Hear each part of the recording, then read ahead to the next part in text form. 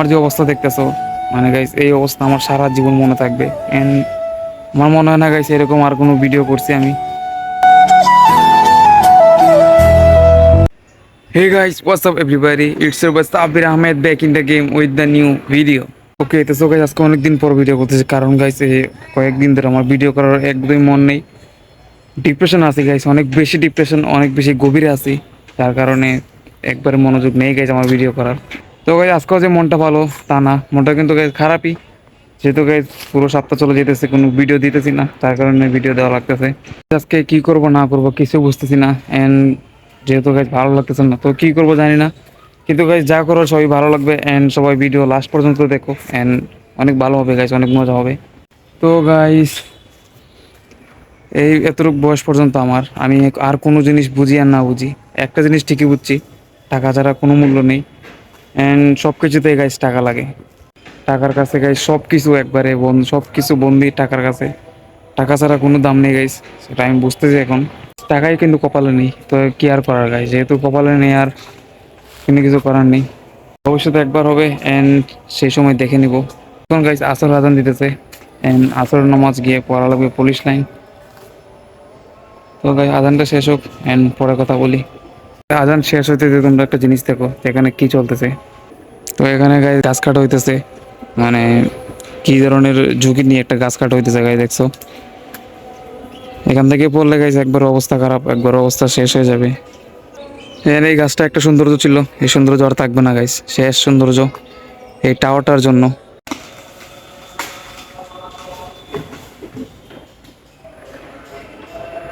তো গাইস এখানে কিন্তু আমাদের মতো একজন ছেলে, আমাদের বয়সের একজন ছেলে আছে কিন্তু সেখানে।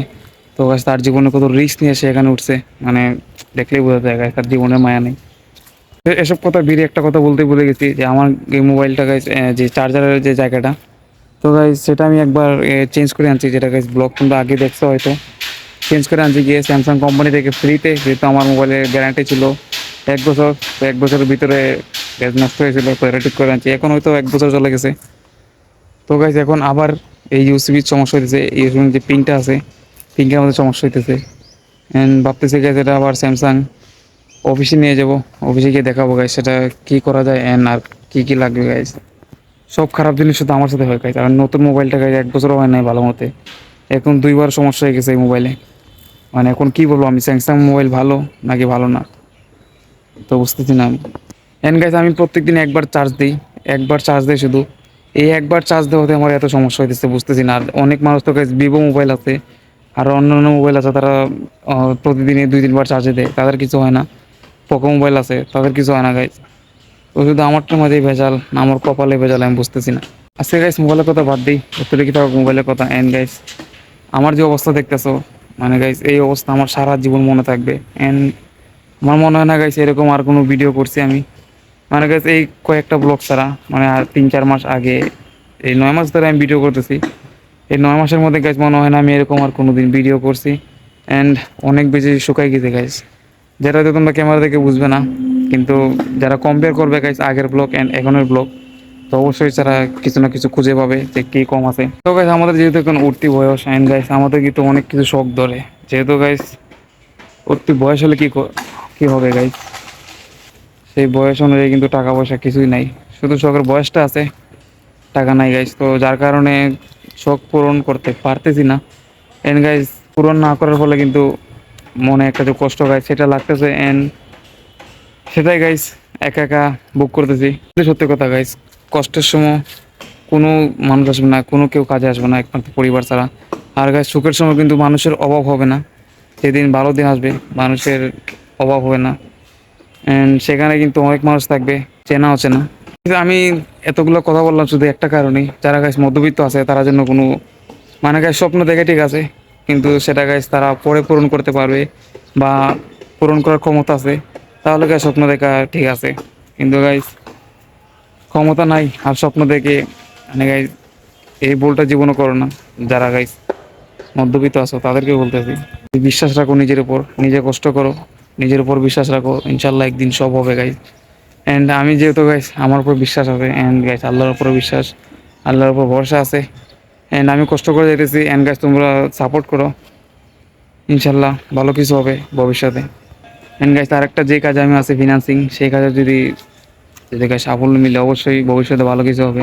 Guys, খারাপ সময় নাকি বেশি দিন থাকে না, এন্ড বেশি দিন থাকে না ঠিক আছে, কিন্তু guys যে কয়দিনে থাকে একবারে তছনছ করে যায়, একবারে তছনছ গাইস।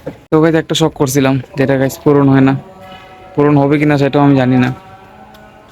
তো গাইস আল্লাহর উপর ভরসা আছে, এন্ড আমি গাইস তো কাজ তো করে যেতেছি, যদি ভবিষ্যতে কোনোদিন পারি আগে সবার প্রথমে গাইস আগে বাইকটা কিনবো, বাইকটা কিনবো সবার প্রথমে।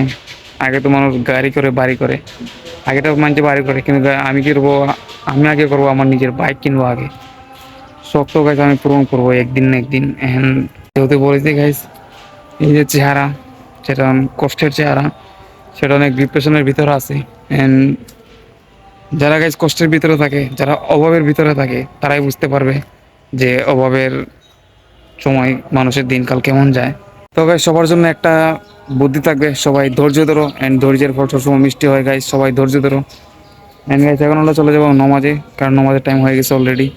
তো চলে যাবো এখন পুলিশান মসজিদে। অ্যান্ড আজকের জন্য গাইজ এতটুকুই ব্লগ। অ্যান্ড গাইজ আর কিছু বলার নেই, যা কিছু বলো তা তো বলে দিয়েছি। অ্যান্ড আজকের জন্য এতটুকুই গাইজ, যদিও গাইজ কোনো মজার বিষয় নেই, তো যা কথা আসলো গাইজ তোমাদের সাথে শেয়ার করতেছি।